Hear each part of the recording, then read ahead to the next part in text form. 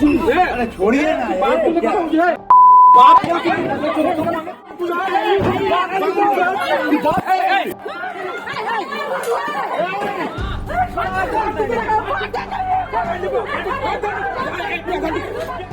দুর্গাপুরে BJP সমর্থককে rod দিয়ে মারধরের অভিযোগ, কাঠগড়ায় অভিযুক্ত দুই সিভিক ভলেন্টিয়ার। দুর্গাপুরে বাড়ির সামনে মোটর বাইক রাখা নিয়ে প্রতিবাদ করাকে কেন্দ্র করে এক বিজেপি সমর্থককে লোহার রড দিয়ে মারধরের অভিযোগ উঠেছে তৃণমূল নেতা দুই ছেলের সিভিক ভলেন্টিয়ারের বিরুদ্ধে। অভিযুক্ত অনির্বাণ শ্যাম ও অর্ণব শ্যাম দুজনে সিভিক পুলিশ কর্মী। ঘটনায় গুরুতর জখম হন বিজেপি সমর্থক সচিদানন্দ যাদব। তাকে দুর্গাপুর মহকুমা হাসপাতালে ভর্তি করা হয়েছে।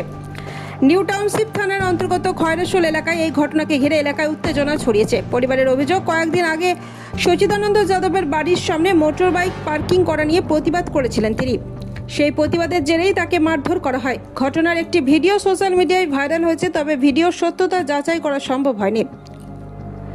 পরিবারের আরও অভিযোগ, তৃণমূলের আমল থেকে রাজনৈতিক পরিচয়ের কারণে তাদের উপর চাপ ও হয়রানি করা হতো। সেই পুরনো ক্ষোভ থেকে এই হামলা বলে অভিযোগ পরিবারের।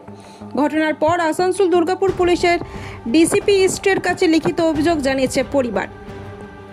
অভিযুক্তদের দ্রুত গ্রেপ্তারের দাবিতে পুলিশকে কড়া ব্যবস্থা নেওয়ার আহ্বান জানিয়েছে দুর্গাপুর পূর্বের বিধায়ক চন্দ্রশেখর বন্দ্যোপাধ্যায় এবং দুর্গাপুর পশ্চিমের বিধায়ক লক্ষণ চন্দ্র ঘুরুই। অন্যদিকে আহত সচিদানন্দ যাদব মুখ্যমন্ত্রীর কাছে সুবিচারের আবেদন জানিয়েছে। পুরো ঘটনার তদন্ত শুরু করেছে আসানসোল দুর্গাপুর পুলিশ কমিশনারেটের পুলিশ।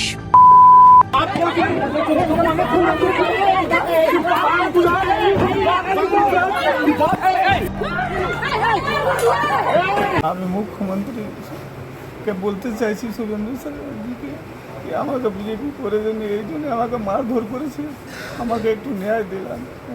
এখন এরা দেখুন মারধর করে করে করে এ করে দিবে। আর কি বলবো, আমাদের অপরাধ কিছু ছিল না। আমরা বিজেপি পার্টি থেকে ছিলাম, ওরা টিএমসি পার্টি থেকে ছিল। আগে থেকে ওরা টার্গেট করে রেখেছিল আমাদেরকে। আর সেই দিনে এখন তো টিএমসি পার্টিটা চলে গেছে, এখন বিজেপি পার্টি চলছে।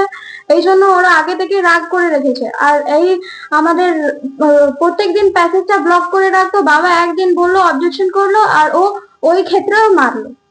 বাবা শুধু বললো কি তুমি আমার জায়গাতে কেন লাগাচ্ছ, বাইক দুটো ভাই আছে, অনির্বাণ শ্যাম আর অর্ণব শ্যাম, ওই জন্য দুজনের ভাই লাগালো। আর ওই বাবা অবজেকশন করলো, ওই জন্য ও মার খেয়েছে। হ্যাঁ, এরা বিধাননগর পুলিশ স্টেশনে কাজ করে। একজন ট্রাফিক পুলিশ আছে, একজন ওইখানে পাড়িতে থাকে। এদেরকে এই ধরনের কোনো কাজে ব্যবহার করা যায় না, এটা হচ্ছে প্রথম নিয়ম। এবং এই পুলিশি ব্যবস্থায় এটা পুলিশ মন্ত্রী এবং মুখ্যমন্ত্রী বারংবার সতর্ক করেছেন, বলেছেন।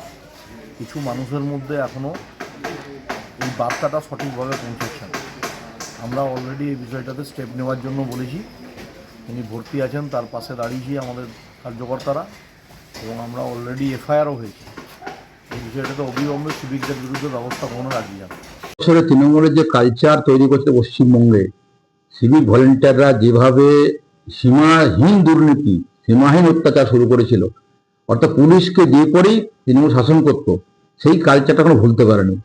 তারা বুঝতে পারছে না সরকারটার পরিবর্তন হয়ে গেছে, মুখ্যমন্ত্রীর নাম মমতা ব্যানার্জি নয়, মুখ্যমন্ত্রীর নাম শুভেন্দু অধিকারী। তিনি পরিষ্কারভাবে বলেছেন যে কীভাবে প্রশাসক চলবেন, কীভাবে তার আমরা পশ্চিমবঙ্গের মানুষের সম্মান ফিরিয়ে দেবো, কীভাবে আমরা শান্তি বজায় রাখবো। সেটা বলার পরেও কেন সে বুঝতে পারলেন না? আমার মনে হয় তিনি এখনো তৃণমূলের দ্বন্দ্ব থেকে বেরোতে পারেননি। তৃণমূলের যে শুনেছি তার বাবা নাকি তৃণমূল নেতা, তাই তিনি এখন সেই ভাবছেন, সেই দিনটা কথা না ভুলে করে তিনি বুঝতে পারছেন না যে কোথায় হাত দিলেন, কাকে হাত দিলেন, কার উপর অত্যাচার করলেন। সিরিয়াস অবস্থা হসপিটালে ভর্তি আছে, এফআইআরও হয়েছে, কেন পুলিশ কোনো ব্যবস্থা গ্রহণ করলেন না? আমরা খবর নিয়ে দেখছি। পুলিশকে বলবো ইমিডিয়েট এর বিরুদ্ধে ব্যবস্থা গ্রহণ করুন, নাহলে কিন্তু মানুষ ক্ষমা করবে না।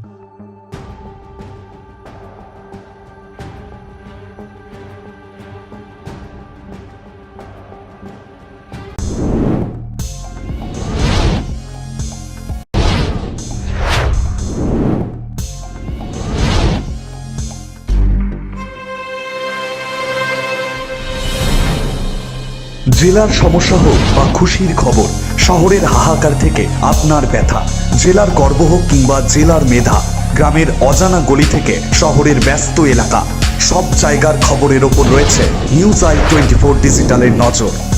News I 24 digital.